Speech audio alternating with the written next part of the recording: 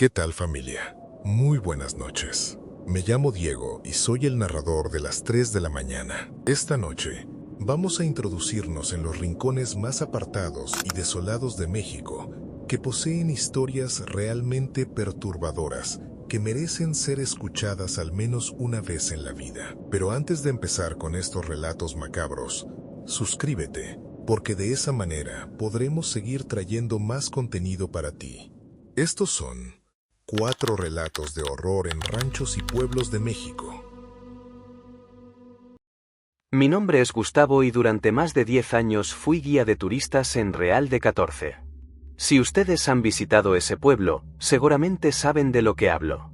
Real de 14 es un lugar mágico, no voy a negarlo. Está enclavado en la Sierra Potosina, a más de 2.700 metros sobre el nivel del mar, y para llegar hay que atravesar un túnel de 2,5 kilómetros perforado en la roca viva.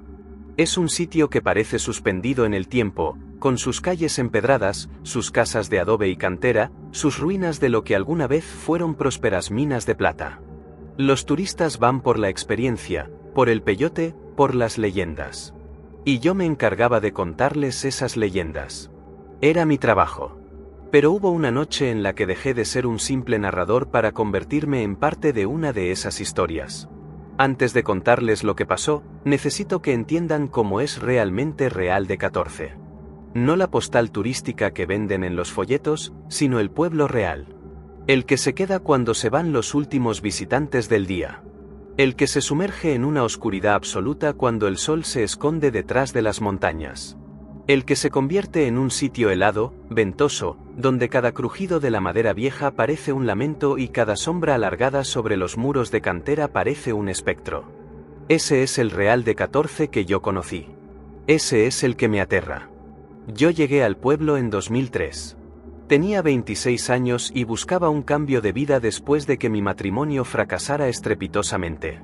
Un amigo de la universidad, que trabajaba en el ayuntamiento de Matehuala, me ofreció la oportunidad de capacitarme como guía turístico. Me prometió que el sueldo era decente y que la experiencia valdría la pena. Acepté sin saber muy bien dónde me metía. La primera vez que crucé el túnel Ogarrio, lo hice en un camión destartalado que iba repleto de turistas. Recuerdo que la oscuridad me pareció hermosa. Era como atravesar el vientre de una ballena de piedra. Las paredes del túnel estaban húmedas, cubiertas de musgo en algunos tramos, y el aire olía a tierra mojada y a algo más, a algo antiguo que no supe identificar. Me instalé en un pequeño cuarto que alquilaba una señora viuda cerca de la plaza principal. El cuarto era humilde pero acogedor, con paredes encaladas, un techo de vigas de madera y una ventana diminuta que daba a un callejón. Mi trabajo consistía en recibir a los turistas en la entrada del pueblo, guiarlos por los puntos de interés y, sobre todo, contarles las leyendas. Porque en Real de 14, las leyendas son el principal atractivo. Todo el mundo quiere oír hablar de los fantasmas, de las minas encantadas, de los túneles prohibidos. Y yo me volví un experto en eso. Me aprendí de memoria todas las historias, la del bandolero que escondió su tesoro en la sierra, la de la monja que se aparece en la antigua capilla, la del charro negro que galopa por las noches. Pero la leyenda más famosa, la que todos los turistas pedían escuchar, era la del minero sin rostro. Según la tradición oral, a finales del siglo XIX trabajaba en la mina de Santa Ana un hombre llamado Jeremías. Era un minero joven, fuerte, que había llegado desde Zacatecas con su esposa y sus 3 hijos buscando fortuna. Jeremías era conocido en el pueblo por su carácter alegre y por una peculiaridad física: tenía un lunar en forma de media luna justo debajo del ojo izquierdo. Los mineros lo apodaban el Jergas porque siempre vestía con overoles de esa tela áspera y gruesa que usaban los trabajadores de aquella época. Un día, mientras descendía por uno de los tiros de la mina, el andamio en el que iba se desprendió de la pared. Jeremías cayó más de 50 metros, rebotando contra las rocas, hasta estrellarse en el fondo del socavón. Cuando sus compañeros llegaron hasta el cuerpo, se encontraron con una escena horrible. El impacto había sido tan violento que el rostro del minero había quedado completamente destrozado. No era un rostro. Era una masa informe de carne y hueso molido. Los mineros, supersticiosos como son, empezaron a decir que el espíritu de Jeremías no había abandonado la mina. Algunos afirmaban escuchar su voz en los túneles. Otros decían ver una luz intermitente que se balanceaba en la oscuridad, como si Jeremías caminara aún con su candil buscando una salida. Con el tiempo, la leyenda creció. Se decía que el fantasma del Jergas no solo vagaba por la mina, sino que también había sido visto en el túnel Ogarrio.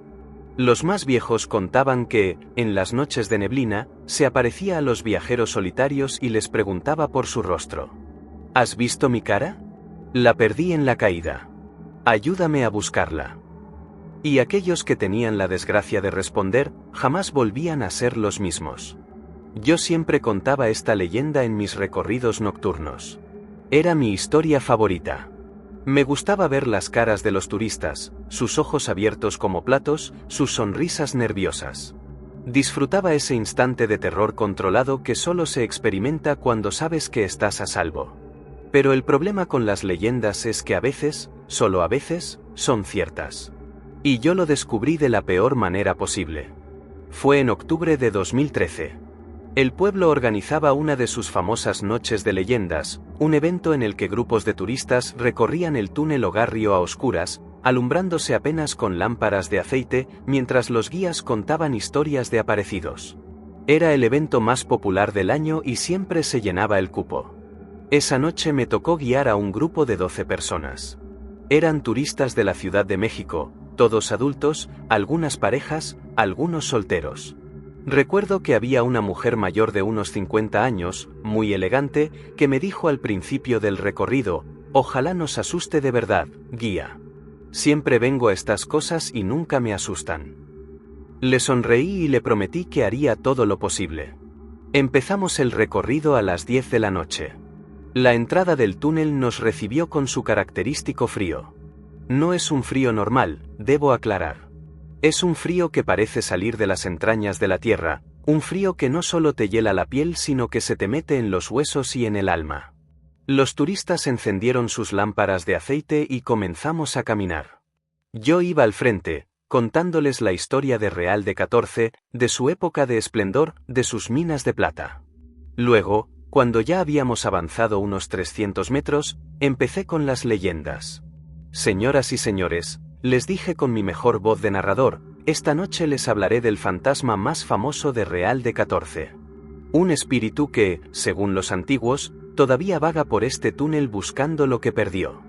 Lo llaman el Jergas, y su historia es tan trágica como aterradora. Les conté la leyenda completa. Lo de Jeremías, lo del accidente, lo de la cara destrozada. Los turistas escuchaban en silencio, algunos incluso detuvieron la respiración. La mujer mayor sonrió, como si todo aquello le pareciera un juego de niños. ¿Y usted lo ha visto, guía?, me preguntó con un tono burlón. ¿Ha visto al fantasma del minero? Yo no, le respondí honestamente. Pero conozco a gente muy confiable que jura haberlo visto. Gente que no miente. Gente que, después de aquella experiencia, ya no quiso volver a pisar este túnel ni de día. La mujer soltó una risita escéptica. Yo no le di importancia. Seguí caminando y seguí contando historias. Pero cuando habíamos recorrido aproximadamente 1,5 kilómetros del túnel, algo empezó a sentirse extraño. El frío se intensificó de golpe. No era el frío gradual de la noche que avanza, era una caída abrupta de temperatura, como si alguien hubiera abierto la puerta de un congelador gigante justo frente a nosotros.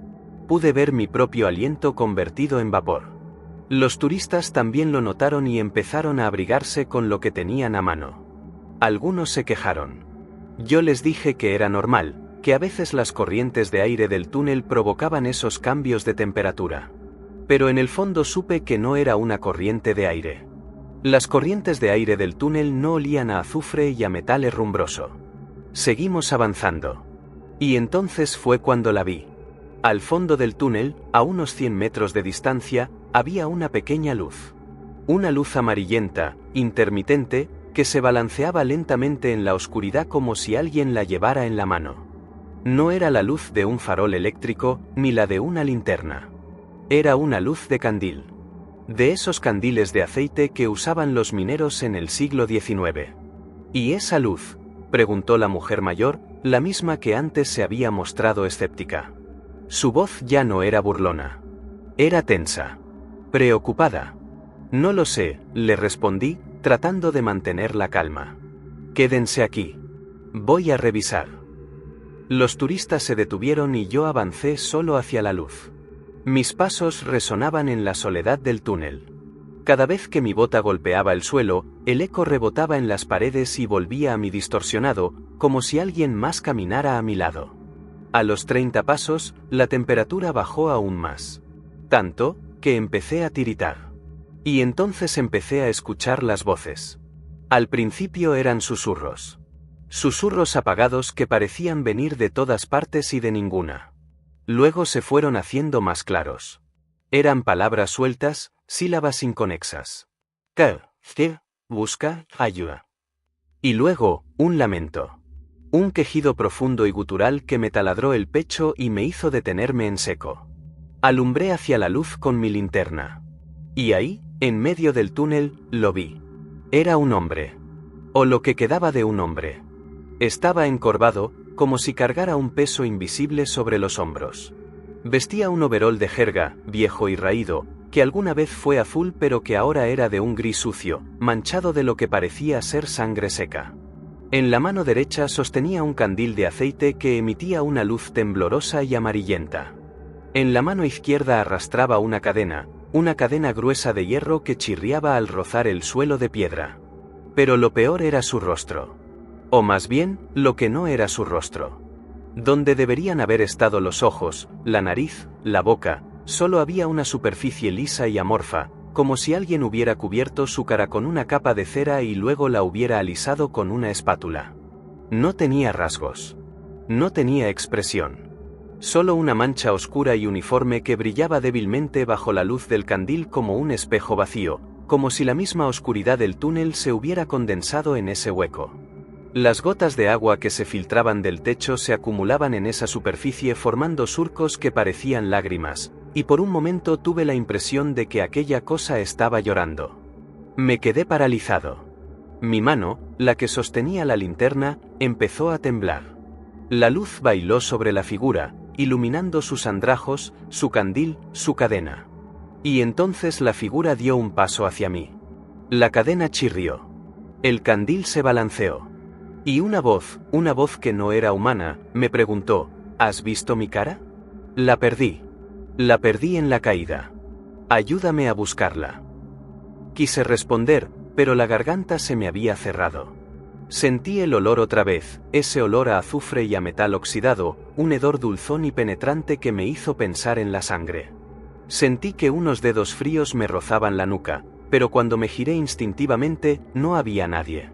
Solo la oscuridad del túnel. Solo el eco de mi propia respiración agitada. Cuando volví la mirada al frente, la figura había avanzado. Ahora estaba a menos de 10 metros de mí. Su candil iluminaba débilmente la superficie de su rostro vacío y pude ver algo que antes no había notado. En el lugar donde debería haber estado la boca, la piel se tensaba ligeramente, como si debajo de aquella superficie lisa algo intentara hablar. Algo que llevaba más de un siglo intentando hablar. Viniste a burlarte, dijo la voz. Todos vienen a burlarse. Todos vienen a contarme mi propia historia como si fuera un cuento. Pero no es un cuento. Es mi maldición. Y quien se burla paga. Otra vez sentí los dedos en la nuca. Otra vez el frío helado que me recorría la espalda. Otra vez el olor insoportable a sangre y a metal. Y entonces, la criatura levantó lentamente la mano que arrastraba la cadena y señaló hacia mí. O al menos hacia donde yo estaba.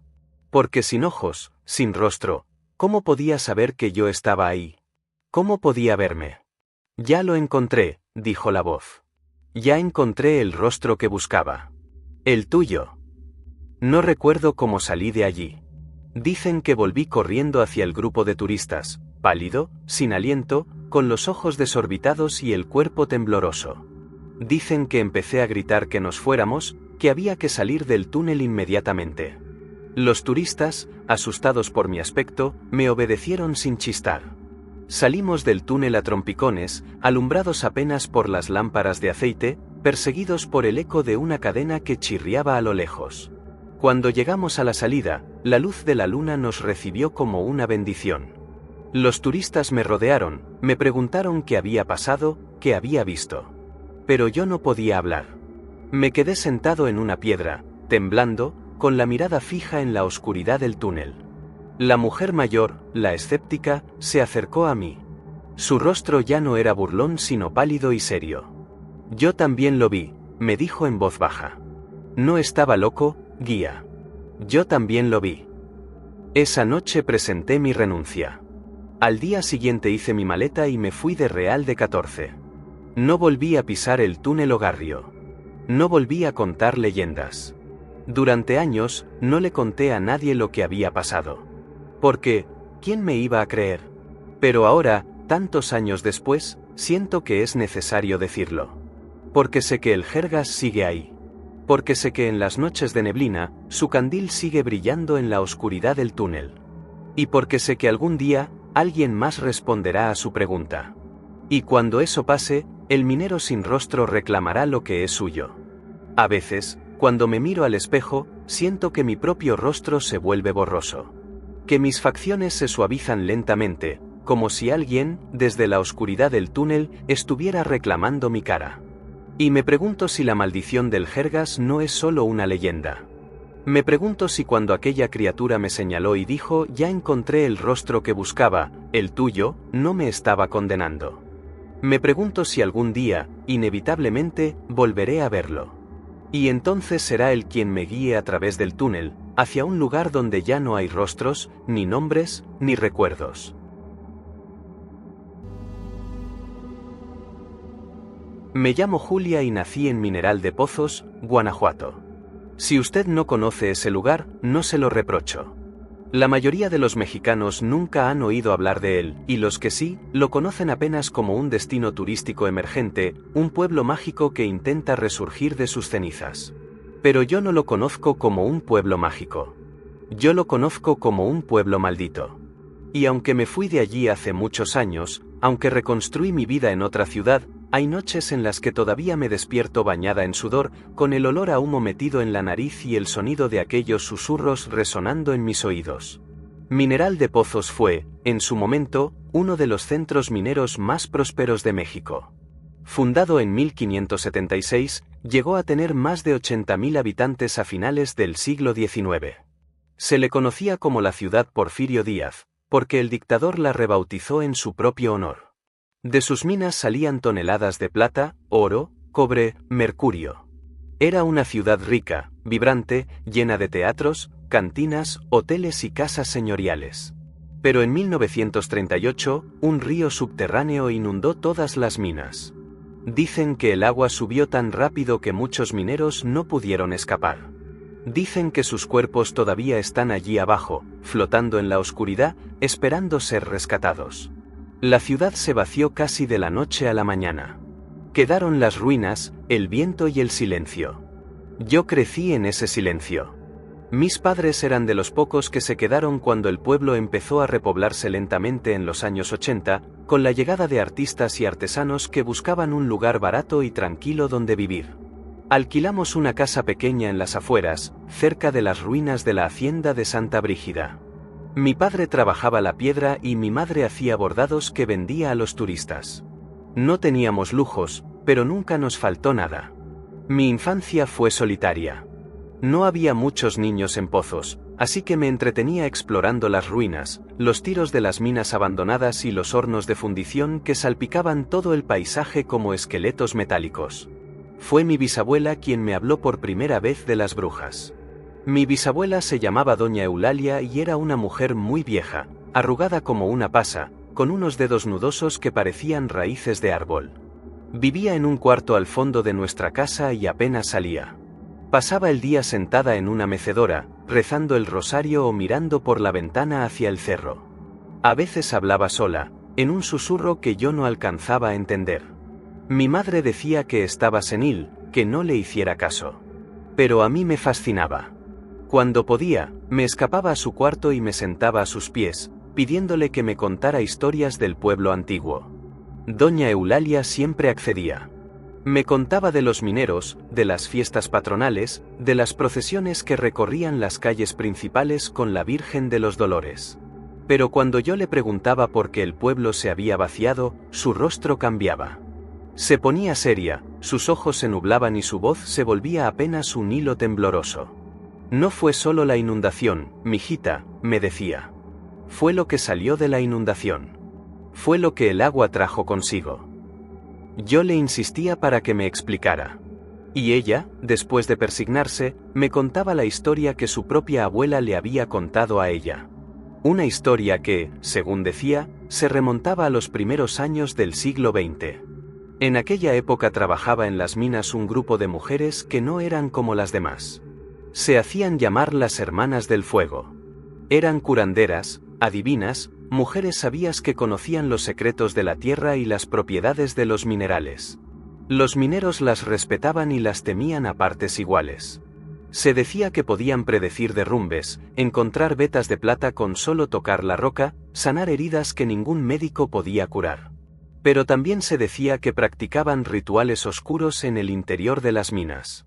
Rituales que requerían ofrendas de sangre.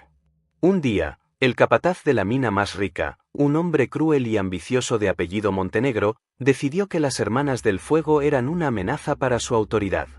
Las acusó de brujería y ordenó que las encerraran en el fondo de un tiro abandonado. Las mujeres fueron bajadas una a una, atadas de pies y manos, y luego los mineros, obedeciendo a Montenegro, sellaron la entrada con rocas y argamasa. Las dejaron morir de hambre y sed en la oscuridad. Pero antes de que la última piedra fuera colocada, una de las mujeres, la más joven, logró liberar una mano y la sacó por una rendija. Su mano, extendida hacia la luz, empezó a arder. Un fuego frío, azulado, que no quemaba la piel pero que iluminaba la oscuridad como un faro. Y de su boca salió una maldición. Mi bisabuela siempre repetía las mismas palabras, con los ojos cerrados y la voz temblorosa: malditos sean los hombres que nos encierran.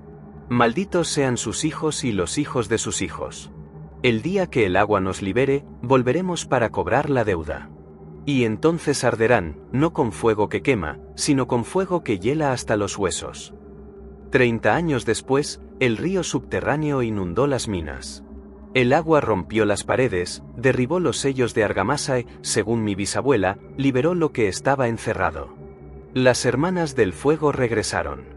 Yo escuchaba estas historias con fascinación infantil, sin creerlas del todo pero sin atreverme a dudar de mi bisabuela. Para mí, eran cuentos. Leyendas para asustar a los niños. Pero en el fondo, algo en mi interior me decía que tuviera cuidado. Porque en Mineral de Pozos, cuando anochecía, las cosas no eran como en otros lugares. El viento que silbaba entre las ruinas no sonaba como el viento. Sonaba como voces. Y a veces, muy de vez en cuando, se veían luces en los cerros. Luces que no eran de linternas ni de fogatas. Luces que flotaban y se movían con una inteligencia imposible. La noche que cambió mi vida fue un viernes de marzo. Yo tenía 17 años y estaba en ese momento de la vida en que una empieza a creerse invencible. Mis padres se habían ido a San Luis de la Paz a visitar a una tía enferma y me dejaron sola en casa, con la responsabilidad de cuidar a la bisabuela. Aproveché su ausencia para escaparme. Todos los jóvenes del pueblo lo hacían. Había una vieja tradición no escrita: los viernes por la noche nos reuníamos en las ruinas de la hacienda de Santa Brígida a beber cerveza, fumar y contarnos historias de terror. Esa noche, el grupo era especialmente numeroso. Éramos como 15, incluyendo a algunos muchachos de San Luis de la Paz que habían venido en una camioneta. Alguien sacó una botella de mezcal y empezamos a beber. El alcohol me soltó la lengua y empecé a contar la historia de las Hermanas del Fuego, la que me contaba mi bisabuela. Los muchachos foráneos se rieron. «¡Qué miedo!», dijo uno, burlón. «Brujas de fuego». «¿A poco sí, no? ¿Y dónde están esas brujas? A ver, que se aparezcan». Los demás rieron con él y yo me sentí avergonzada. En ese momento, uno de los muchachos del pueblo, un chico flaco y callado que se llamaba René, señaló hacia el cerro. «Ahí», dijo simplemente. Todos volteamos a ver. Al principio no se veía nada. Solo la silueta de los hornos de fundición recortada contra el cielo estrellado. Pero luego, muy lentamente, empezaron a aparecer. Eran esferas de luz. Pequeñas, del tamaño de un puño, de un color azulado y frío que no se parecía a ninguna luz que yo hubiera visto antes. Flotaban en el aire, a unos 2 metros del suelo, moviéndose lentamente sobre las ruinas de los hornos como si tuvieran voluntad propia. Eran hermosas. Hipnóticas. Recuerdo que sentí una paz extraña al verlas, una sensación de bienestar que no correspondía a la situación. Son fuegos fatuos, dijo alguien. Gases de los pantanos. Pero en Mineral de Pozos no hay pantanos. Y aquellas luces no se comportaban como gases. Se movían en formación, como un enjambre, y de repente empezaron a descender lentamente hacia nosotros. Yo me quedé paralizada. Algo en mi interior me gritaba que corriera, pero mi cuerpo no me respondía. Era como si las luces ejercieran una atracción magnética, como si me llamaran sin palabras. Las luces se posaron en el suelo, a unos 20 metros de donde estábamos. Y entonces empezaron a transformarse. No se apagaron. No se desvanecieron. Se expandieron. Tomaron forma. La forma de mujeres. Eran 5. 5 mujeres envueltas en llamas frías y azuladas que no quemaban pero que brillaban con una intensidad cegadora. Eran hermosas y terribles al mismo tiempo. Sus cuerpos eran pálidos, casi translúcidos, y parecían flotar sobre el suelo sin tocarlo. Sus cabellos ondeaban en un viento que no existía. Sus rostros eran jóvenes, muy jóvenes, pero sus ojos brillaban con una sabiduría antigua, ancestral, que no pertenecía a este mundo. Los 15 muchachos nos quedamos mudos. Nadie se movía. Nadie respiraba. Una de las mujeres, la más alta, la que parecía ser la líder, alzó una mano. Su mano estaba envuelta en llamas, pero las llamas no le consumían la piel. Más bien parecían brotar de ella. Y entonces habló. Su voz no era humana. Era como el crepitar de la leña en una hoguera, como el silbido del viento entre las rocas, como el murmullo del agua corriendo bajo tierra. Pero yo la entendía. Todos la entendíamos. Sus palabras se metieron en nuestras cabezas sin necesidad de pasar por nuestros oídos y supe, en ese instante, que la condena que mi bisabuela tanto había mencionado era real y estaba allí frente a mí. Nos encerraron, dijo. Nos dejaron morir en la oscuridad. Pero el agua nos liberó. El agua nos trajo de vuelta. Y ahora, cada cierto tiempo, necesitamos recordarles a los vivos que estamos aquí. Que no nos hemos ido. Que la deuda sigue sin pagarse. Una de las otras mujeres, la más joven, la que tenía el rostro más infantil, levantó su mano derecha. En su palma abierta brillaba una pequeña esfera de fuego, más intensa que las demás. Sopló sobre ella y la esfera salió disparada hacia uno de los muchachos forasteros, el mismo que se había burlado de mi historia. El chico no tuvo tiempo de reaccionar. La esfera lo golpeó en el pecho y lo atravesó limpiamente. Gritó y cayó al suelo, convulsionando. Los demás corrimos hacia él. Su camiseta estaba intacta, pero en su pecho, justo sobre el esternón, había una marca. Una quemadura en forma de mano. El chico se levantó tambaleándose. Su rostro estaba pálido y sus ojos desorbitados. Me quemó, dijo con voz ronca. Me quemó por dentro. Tengo frío. Mucho frío. Y entonces vomitó. Pero lo que salió de su boca no era vómito. Era un líquido negro y espeso, como petróleo, que humeaba al contacto con el aire. Salimos de allí como pudimos. Corrimos entre las ruinas, tropezando, gritando, llorando. Las mujeres de fuego no nos persiguieron. Se quedaron donde estaban, flotando en el sitio, viéndonos huir. Su risa, un crepitar de llamas, nos acompañó hasta el pueblo. El muchacho murió 3 días después. Lo llevaron al hospital de San Luis de la Paz, pero los médicos no pudieron hacer nada. Su cuerpo se fue enfriando lentamente, desde adentro, hasta que su corazón simplemente dejó de latir. La autopsia dictaminó que había muerto de hipotermia, algo imposible en verano y en el Bajío mexicano. La marca en su pecho nunca desapareció, incluso después de muerto. Yo me fui de Mineral de Pozos poco después. Me mudé a Querétaro, conseguí un trabajo en una tienda, empecé una nueva vida. Pero cada noche, antes de dormir, miro hacia el norte, hacia los cerros pelones del pueblo minero. Y a veces, muy de vez en cuando, veo un resplandor azulado en el horizonte. Es entonces cuando sé que las hermanas del fuego siguen allí. Que siguen esperando.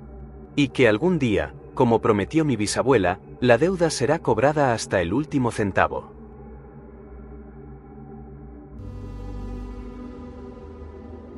Me llamo Efrén y tengo 73 años. Nací y crecí en un rancho perdido entre los municipios de Linares y Galeana, en el estado de Nuevo León. Una tierra árida, de matorrales espinosos y cielos inmensos, donde el sol pega sin piedad durante el día y las noches son tan frías que calan los huesos hasta el tuétano. Soy un hombre de campo, acostumbrado al trabajo duro, a madrugar, a sudar y a callarme el dolor.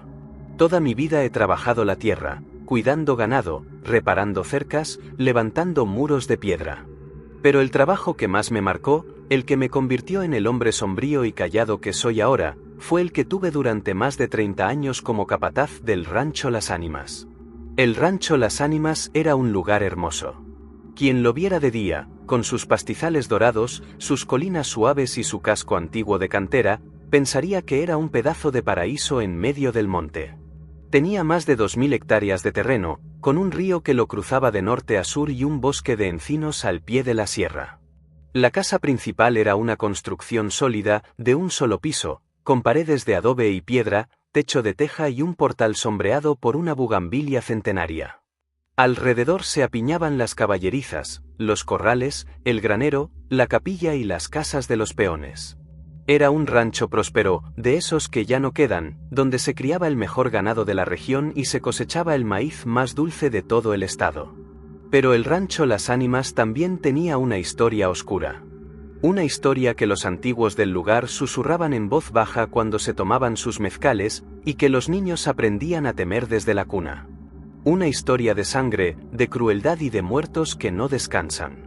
Y aunque yo siempre fui escéptico con esas cosas, aunque siempre pensé que eran cuentos de viejos para asustar a los incautos, hubo una noche en la que dejé de ser escéptico. Una noche en la que comprendí que los muertos, cuando han sido agraviados, no perdonan. Y que hay deudas que se pagan con sangre, aunque pasen 100 años. Para entender lo que pasó, tengo que contarles quién era el dueño original del rancho. Un hombre llamado Catarino Villarreal. Don Catarino, como le decían, era un hacendado de la vieja escuela, de esos que creían que la tierra y los hombres que la trabajaban eran de su propiedad absoluta. Había heredado el rancho de su padre y lo había expandido con mano dura, comprando tierras a los vecinos y explotando a los peones sin misericordia. Era un hombre alto, fornido, de hombros anchos y manos como palas. Tenía un bigote espeso que le cubría el labio superior y unos ojos negros, profundos como pozos, que parecían taladrar a quien los miraba. Vestía siempre de negro, con un sombrero de ala ancha de fieltro y unas botas de cuero de avestruz que brillaban bajo el sol como si estuvieran mojadas. Y aunque era respetado por su riqueza, era temido por su crueldad. Los peones decían que don Catarino no solo los explotaba con largas jornadas y salarios miserables, pagados con vales que solo servían en la tienda de raya del propio rancho. Decían que practicaba rituales oscuros en el granero. Rituales que requerían sangre. Sangre de animales, al principio. Chivos, gallinas, perros callejeros que desaparecían del pueblo vecino. Luego, según los rumores que corrían por las cantinas de Linares, sangre de niños.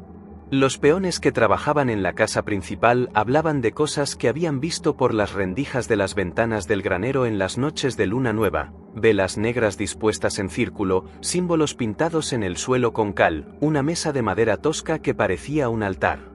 Hablaban de cánticos en una lengua extraña, que no era español ni náhuatl, una lengua gutural y antigua que hacía vibrar las paredes del granero como un tambor. Nadie se atrevía a denunciarlo. Don Catarino tenía amigos en el gobierno, en el ejército, en la iglesia. El padre Miguel, de la parroquia de Linares, cenaba con él todos los domingos después de misa. El comandante de la policía rural le debía favores que nunca se atrevía a cobrar. Era intocable. Y así siguió durante años, acumulando riquezas y sembrando odio entre los que lo rodeaban. Hasta que una noche de octubre de 1965, alguien decidió tomar la justicia por su propia mano. Aquella noche, según cuentan los viejos del lugar, un grupo de peones encapuchados entró en el rancho mientras la familia dormía. Eran 7 hombres, todos antiguos trabajadores del rancho que habían sufrido en carne propia los abusos de don Catarino. Rociaron las paredes de la casa principal con gasolina y les prendieron fuego. Don Catarino, su esposa, doña Amalia, y sus 4 hijos pequeños murieron calcinados en el interior de la casa. Los peones huyeron al monte y nunca fueron atrapados. Algunos dijeron que se habían ido al otro lado, a Estados Unidos, a trabajar en los campos de Texas. Otros, que se habían internado en la sierra y que los zopilotes se habían encargado de sus cadáveres. El caso es que nadie pagó por aquel crimen. Nadie, excepto los muertos. El rancho quedó abandonado durante décadas. Nadie quería comprarlo, nadie quería trabajarlo. Los que se acercaban decían que por las noches se escuchaban gritos, como de una mujer y de niños que pedían auxilio entre las llamas. Decían que se veían luces en el granero, a pesar de que no había electricidad en kilómetros a la redonda. Decían que el olor a carne quemada impregnaba el aire incluso en pleno invierno, cuando la nieve cubría los pastizales y todo olía a limpio. Los más viejos aseguraban que las ánimas de la familia Villarreal seguían atrapadas en el rancho, condenadas a revivir una y otra vez la noche del incendio hasta que alguien hiciera justicia. O hasta que alguien ocupara su lugar. Yo conocía estas historias porque mi abuelo había trabajado en el rancho cuando era joven, en los años 40, antes de la tragedia. Me las contaba al calor de la lumbre, en las noches de invierno, mientras mi abuela preparaba chocolate caliente y los perros aullaban a lo lejos. Pero yo nunca les había dado crédito. Para mí, eran leyendas, supersticiones de gente ignorante que no tenía televisión ni radio para entretenerse.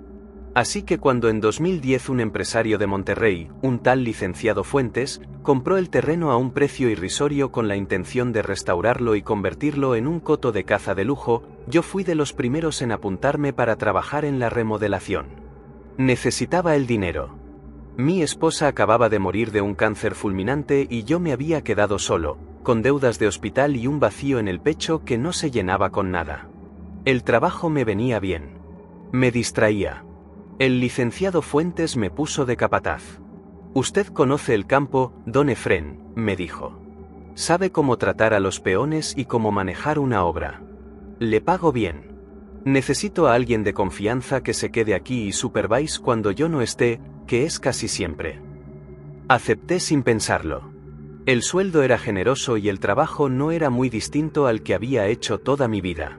Al principio, todo fue bien. Llegaron los albañiles, los carpinteros, los electricistas. Se instalaron campamentos provisionales junto al casco viejo y las obras empezaron a buen ritmo. La casa principal fue lo primero en ser restaurada, con sus paredes de adobe apuntaladas y su techo de teja reemplazado. Luego siguieron las caballerizas, la capilla, los corrales. El granero quedó para el final. El licenciado Fuentes quería convertirlo en una bodega moderna para guardar la maquinaria agrícola, pero ordenó que se conservaran las vigas originales y parte del entarimado del tapanco, porque decía que le daban un toque rústico que contrastaba bien con el resto de la construcción. Pero a medida que avanzaban las obras, empezaron a ocurrir cosas extrañas. Cosas que al principio eran pequeñas y fáciles de ignorar, pero que con el tiempo se fueron acumulando como nubes de tormenta. Herramientas que desaparecían de las cajas y aparecían en lugares imposibles, un martillo clavado en una viga a 3 metros de altura, una llave inglesa en el fondo del pozo, una sierra circular flotando en el abrevadero de los caballos. Voces que susurraban en los pasillos vacíos de la casa principal. Sombras que se movían en los rincones y desaparecían apenas uno volteaba a verlas de frente. Uno de los albañiles, un muchacho joven de apellido Martínez, vino a verme una mañana con el rostro desencajado. Don Efrén, me dijo, anoche vi a un niño. Un niño como de 8 años, descalzo, con una camisa blanca toda sucia. Estaba parado junto al granero, viéndome fijamente. Le pregunté quién era y no me respondió. Le alumbré con la linterna y ya no estaba. Pero en el suelo, donde él estaba parado, encontré esto. Me mostró un juguete pequeño, un caballito de madera toscamente tallado, chamuscado en uno de sus costados. Lo tomé con desconfianza y lo examiné. La madera estaba fría, muy fría, como si acabara de salir del congelador. Y despedía un ligero olor a humo.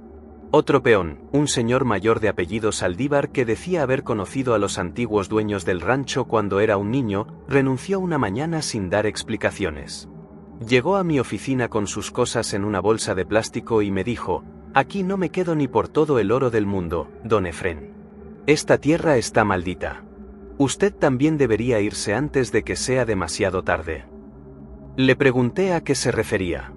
Negó con la cabeza y se fue caminando por la carretera de terracería, sin mirar atrás. Esa noche, yo mismo empecé a sentirme inquieto. No era miedo exactamente, sino una sensación de malestar, de opresión, como si algo estuviera esperando a que nos quedáramos solos para mostrarse. Me quedé en el catre de la oficina, escuchando el viento que silbaba entre los encinos y el crujido de la madera vieja de la casa. El sueño no llegaba. Y cuando por fin me venció el agotamiento, soñé con ellos. Soñé con un hombre alto de bigote espeso y sombrero de ala ancha, vestido de negro, que me miraba fijamente. Soñé con una mujer pálida y delgada, con un vestido blanco manchado de hollín. Soñé con 4 niños descalzos, de ojos tristes y vacíos. Y soñé que todos ardían, envueltos en llamas, gritando sin emitir sonido alguno. Desperté empapado en sudor frío, con el corazón desbocado. La luz de la luna entraba por la ventana y dibujaba sombras en el suelo. Me levanté, me serví un vaso de agua y me quedé mirando el paisaje nocturno.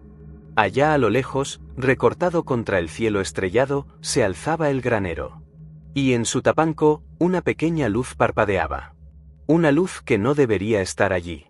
Porque en el granero no había instalación eléctrica todavía.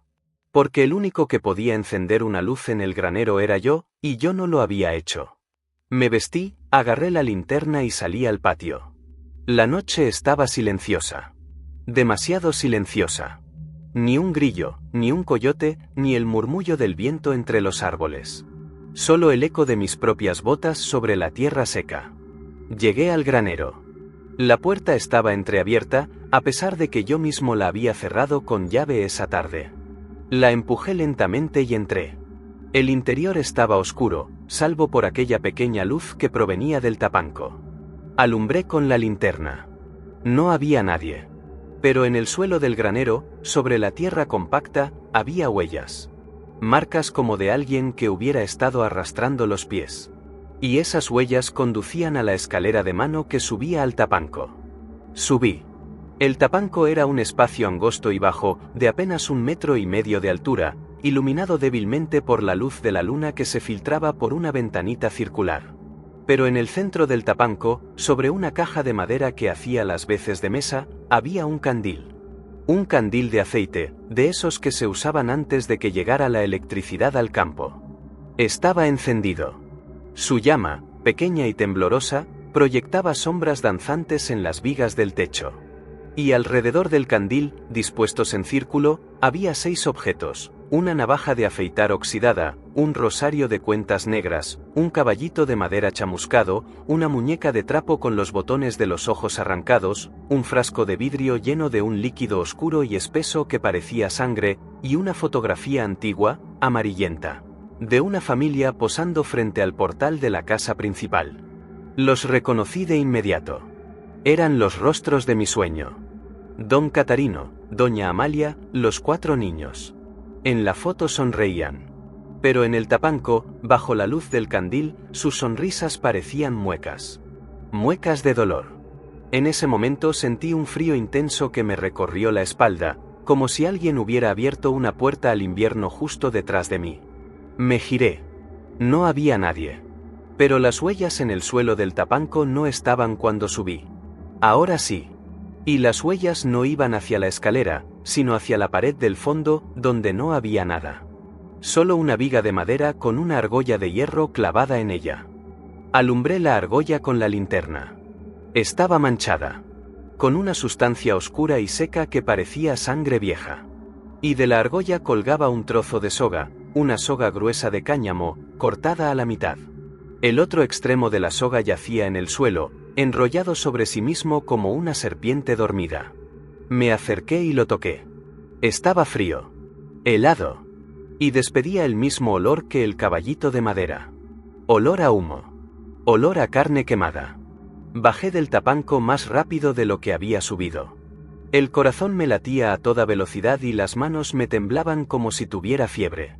Salí del granero y me senté en el poyo de la entrada, tratando de calmarme, maldiciéndome por haber aceptado aquel trabajo, por no haber hecho caso a las advertencias. Y fue entonces cuando, al mirar hacia el centro del patio, los vi. Eran 6. 6 figuras de pie, inmóviles, bañadas por la luz de la luna. Un hombre alto, de bigote espeso y sombrero de ala ancha.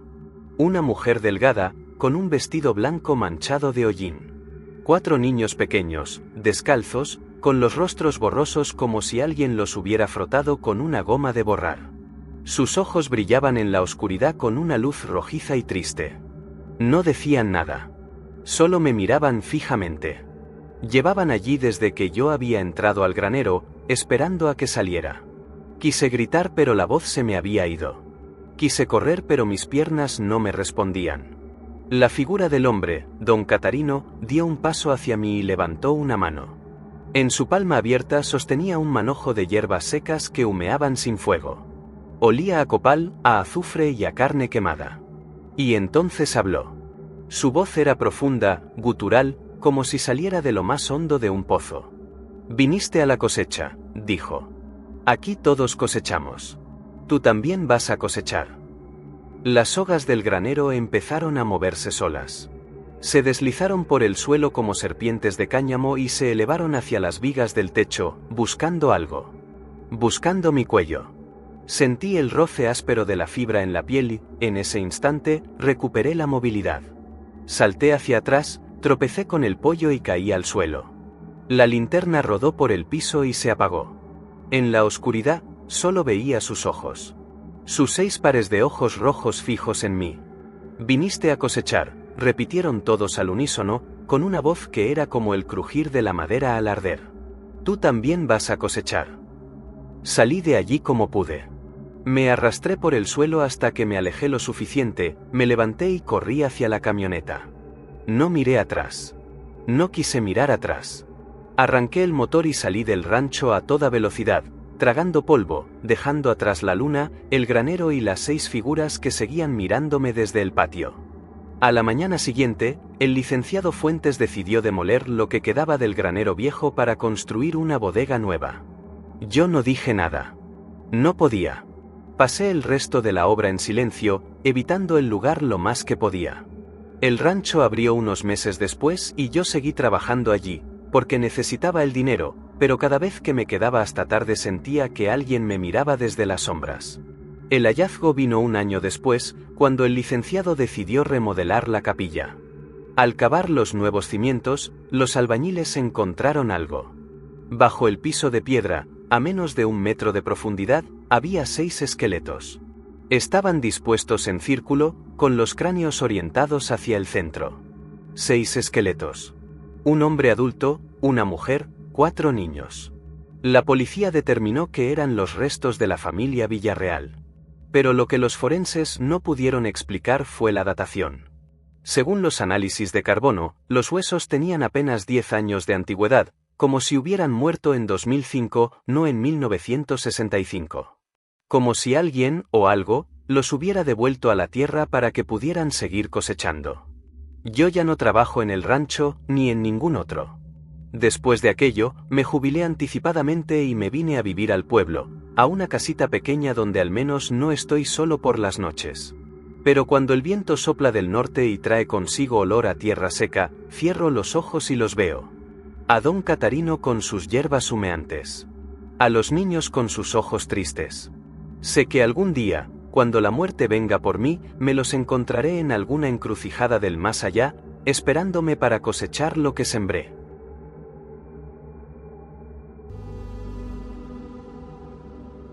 Me llamo Marisol y nací en Pachuca, Hidalgo.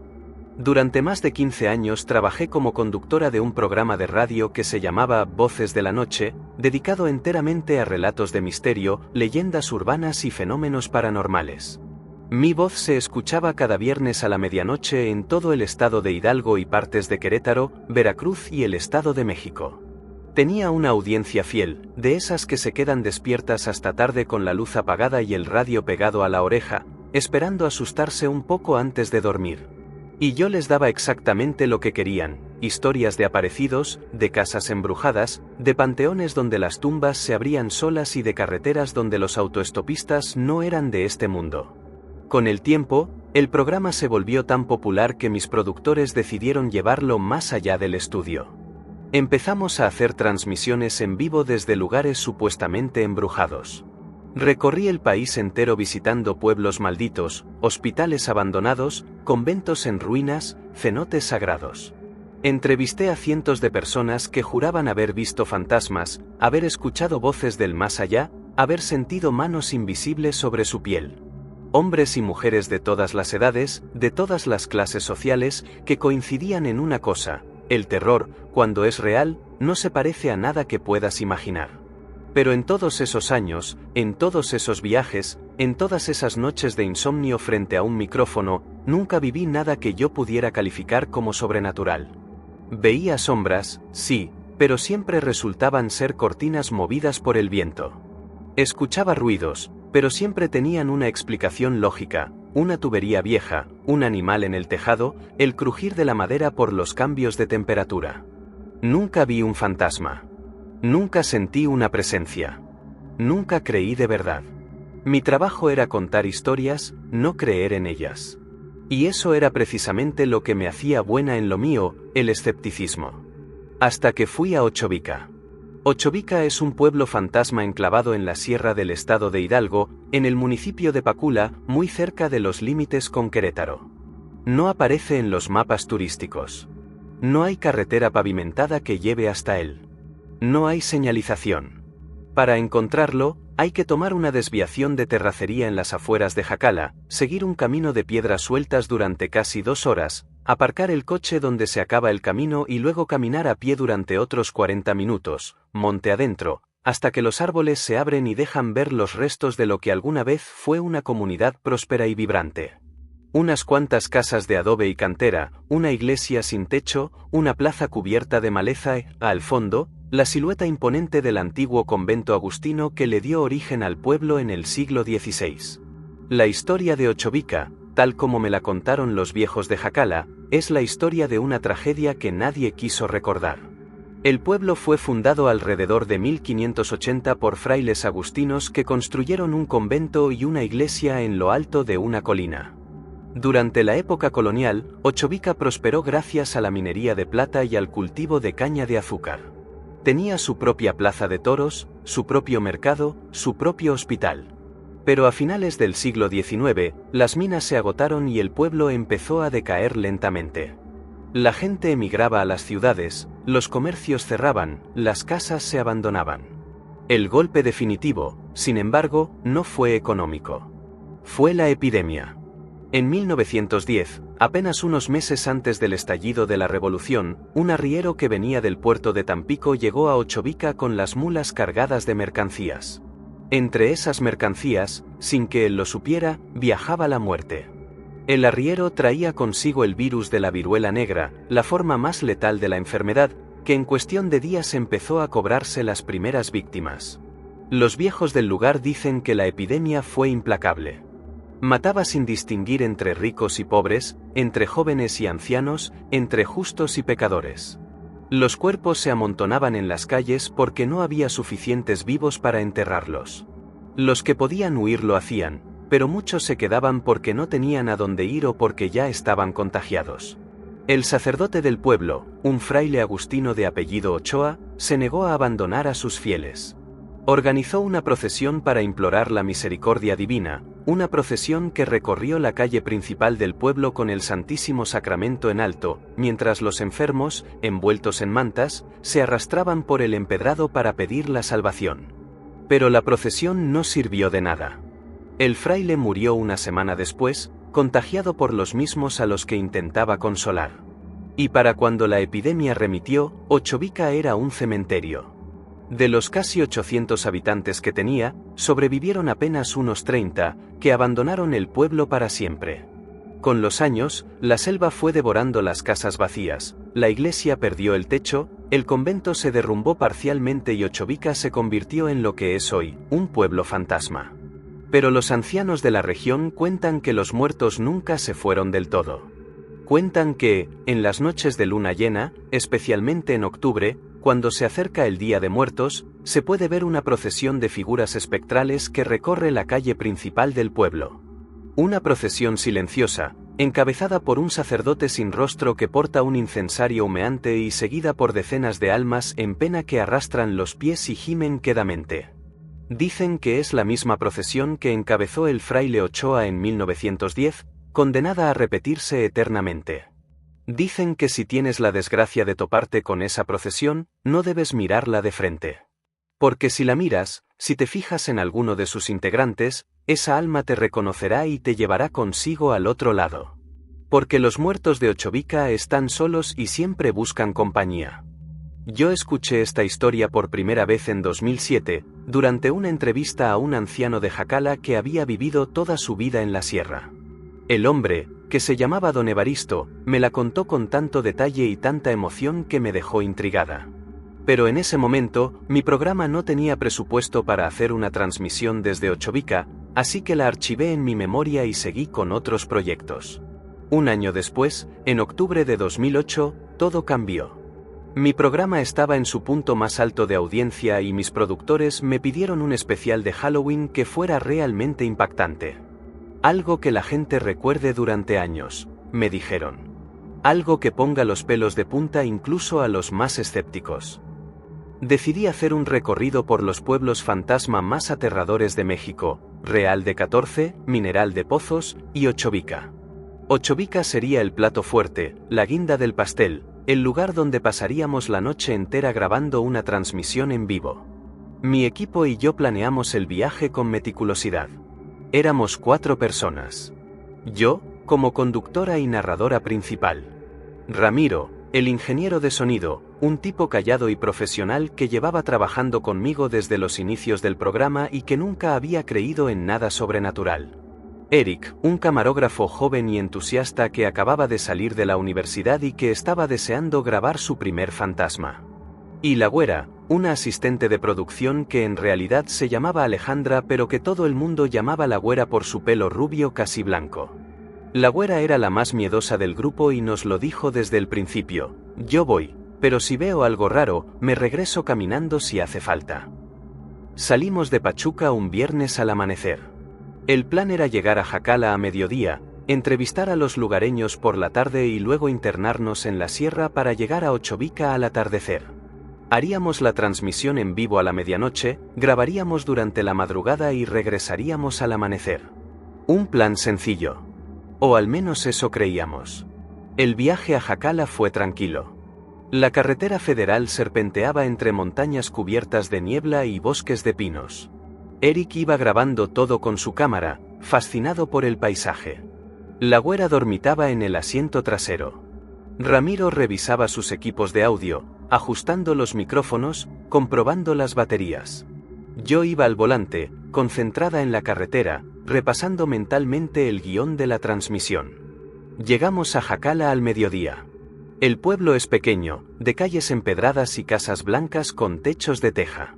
Encontramos a los ancianos que habíamos concertado para las entrevistas en la plaza principal, sentados a la sombra de un fresno centenario.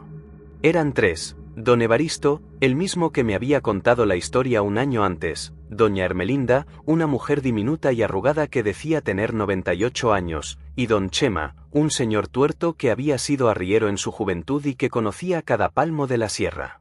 Los 3 coincidían en lo mismo. Ochovica era un lugar maldito. No vayan de noche, nos advirtió Doña Ermelinda, santiguándose. Los muertos no quieren que los molesten. Bastante tienen con su condena como para aguantar a los vivos que van de chismosos. Don Chema asintió con gravedad. Yo fui una vez, hace como 40 años. Fui a recoger una mula que se me había escapado. Era de día, pero aún así sentí que algo me miraba. Algo que no me quería allí. Don Evaristo, el más locuaz de los tres, nos contó que su propio abuelo había visto la procesión. Mi abuelo era un hombre serio, no mentía. Una noche volvía de cazar y pasó cerca de Ochovica. Vio las luces, escuchó los cantos. Salió corriendo y no paró hasta llegar a Jacala. Al día siguiente, tenía los pelos blancos. Él, que era moreno, amaneció con la cabeza llena de canas. Eso no se inventa, señorita. Eso se vive. Les agradecimos las advertencias y seguimos nuestro camino. Recuerdo que cuando nos alejábamos, doña Ermelinda nos gritó, y no se les ocurra llevar nada del pueblo. Los muertos son celosos con sus cosas. La güera me miró con los ojos muy abiertos. ¿Vamos a hacer caso?, me preguntó. Por supuesto que no, le respondí.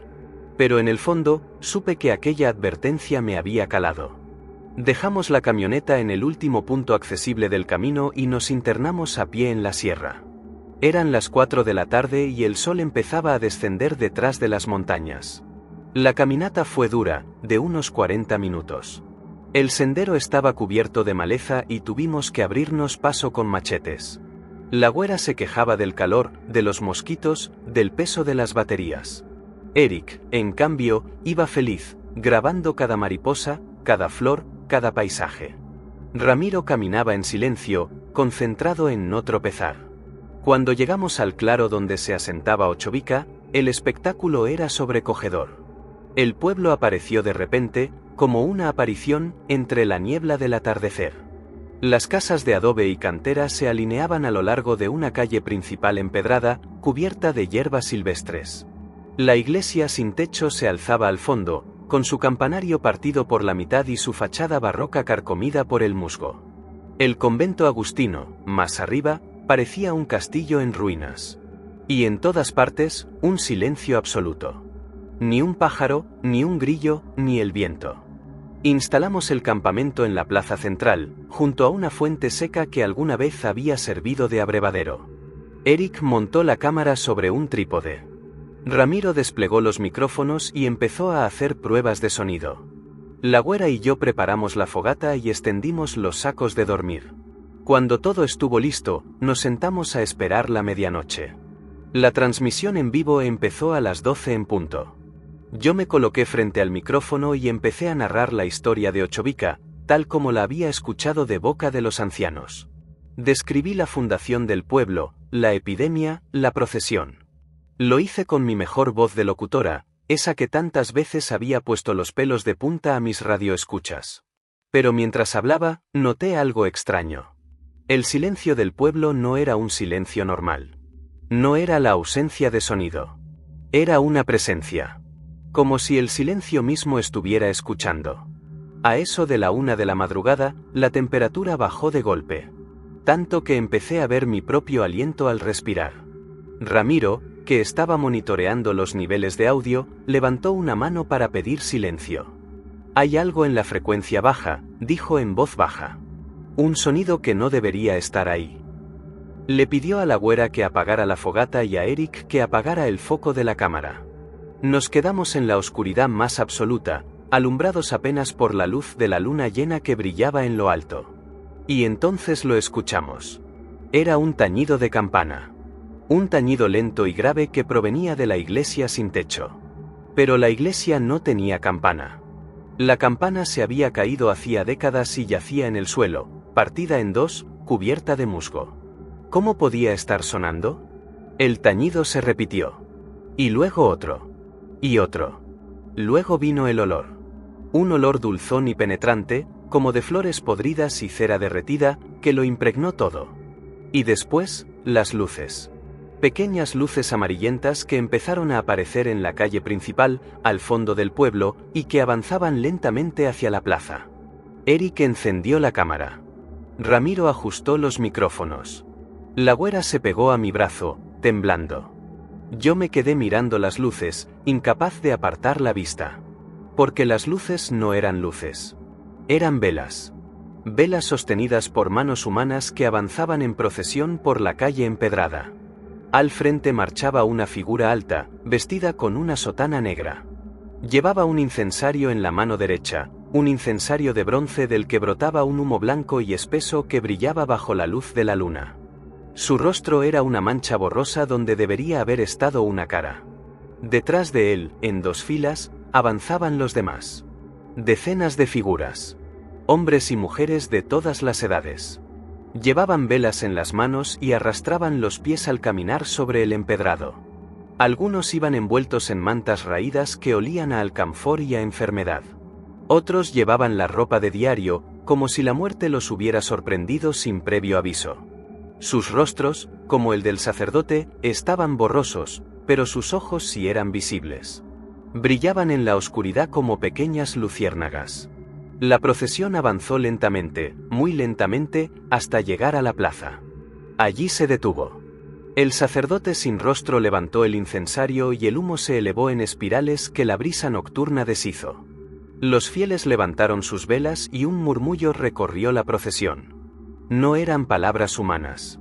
Eran suspiros, quejidos, fragmentos de oraciones dichas en un latín macarrónico que se confundía con el viento. Yo no podía moverme ni apartar la mirada. Era como si una fuerza invisible me obligara a ser testigo de aquello. La güera se había tapado la cara con las manos y rezaba en voz baja.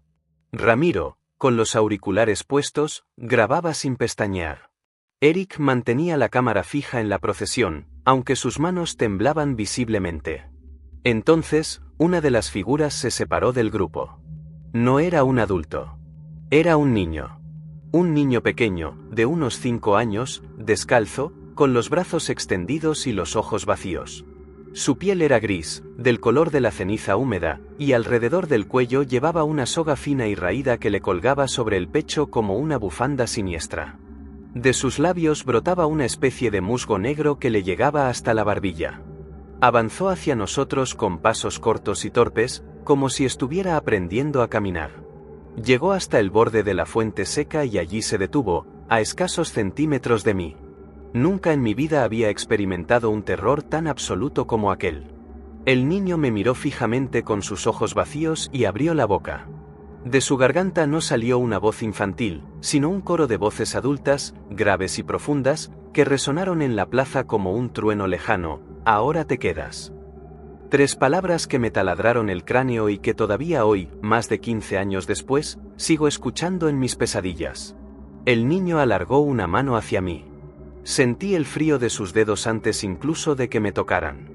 Pero no llegó a rozarme. En ese instante, la güera gritó. Un grito desgarrador que rompió el silencio y que pareció despertar al pueblo entero. El niño giró la cabeza hacia ella y, por un segundo, su atención se desvió. Fue suficiente para que yo recuperara la movilidad. Agarré a la güera del brazo y la arrastré conmigo hacia el sendero. Grité a Ramiro y a Eric que corrieran, que no miraran atrás.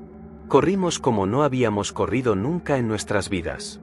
Tropezando con las raíces, arañándonos con las ramas, perseguidos por el tañido de aquella campana que no existía y por el coro de voces que seguía resonando en nuestros oídos.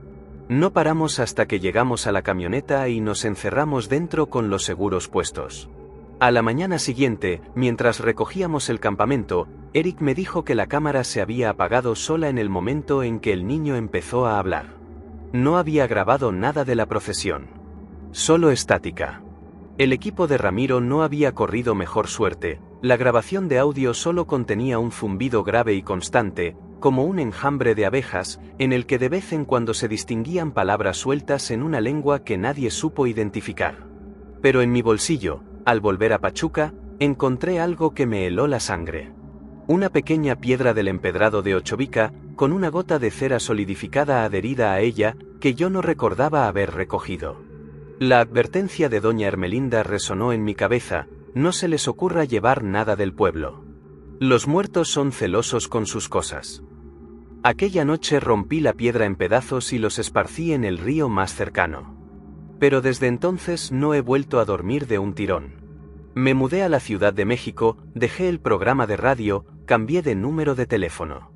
Pero cada noche de luna llena, especialmente en octubre, escucho el tañido lejano de una campana y sé que en algún lugar de la Sierra de Hidalgo, La procesión de Ochovica sigue su marcha eterna. Y que algún día, cuando menos lo espere, el niño de la soga volverá a aparecerse frente a mí para decirme, ahora te quedas.